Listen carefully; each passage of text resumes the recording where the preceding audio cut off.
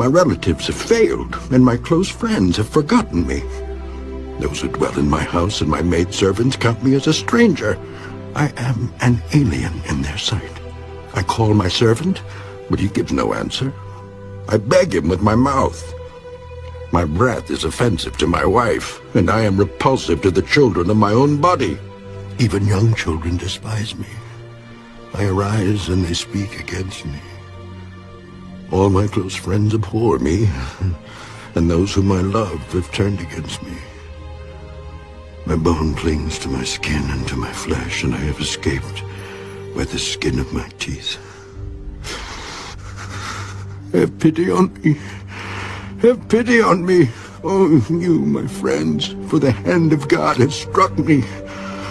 Why do you persecute me as God does, and are not satisfied with my flesh?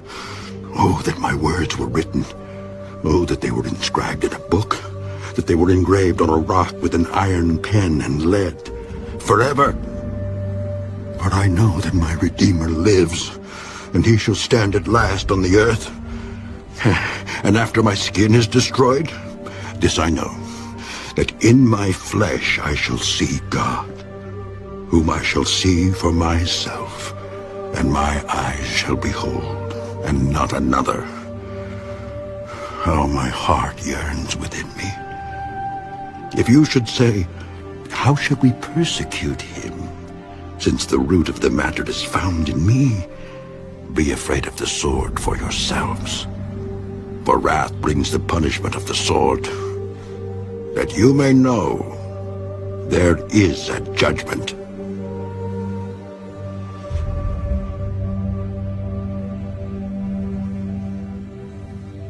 Job, chapter 20. Then Zophar the Naamathite answered, Therefore my anxious thoughts make me answer, because of the turmoil within me. I have heard the rebuke that reproaches me, and the spirit of my understanding causes me to answer. Do you not know this of old, since man was placed on earth, that the triumphing of the wicked is short, and the joy of the hypocrite is but for a moment? Though his haughtiness mounts up to the heavens, and his head reaches to the clouds, yet he will perish forever like his own refuse. Those who have seen him will say, Where is he? He will fly away like a dream and not be found. Yes, he will be chased away like a vision of the night. The eye that saw him will see him no more, nor will his place behold him any more. His children will seek the favor of the poor, and his hands will restore his wealth. His bones are full of his youthful vigor, but it will lie down with him in the dust. Though evil is sweet in his mouth, and he hides it under his tongue, though he spares it and does not forsake it, but still keeps it in his mouth, yet his food in his stomach turns sour. It becomes cobra venom within him. He swallows down riches and vomits them up again. God casts them out of his belly.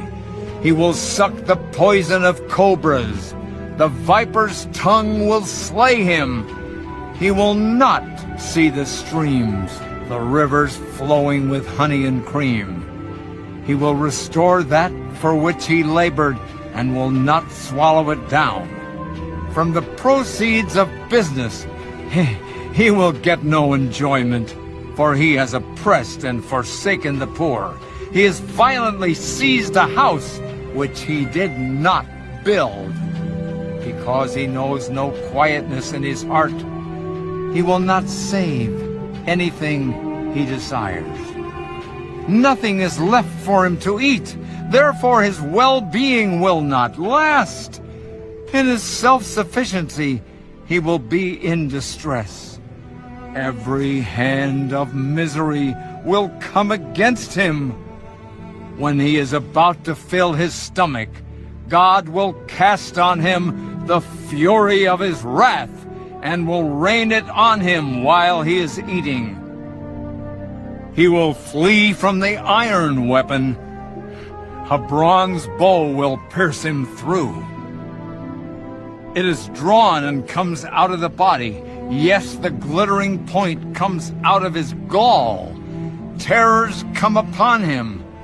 Total darkness is reserved for his treasures. An unfanned fire will consume him. It shall go ill with him who is left in his tent. The heavens will reveal his iniquity, and the earth will rise up against him. The increase of his house will depart, and his goods will flow away in the day of his wrath.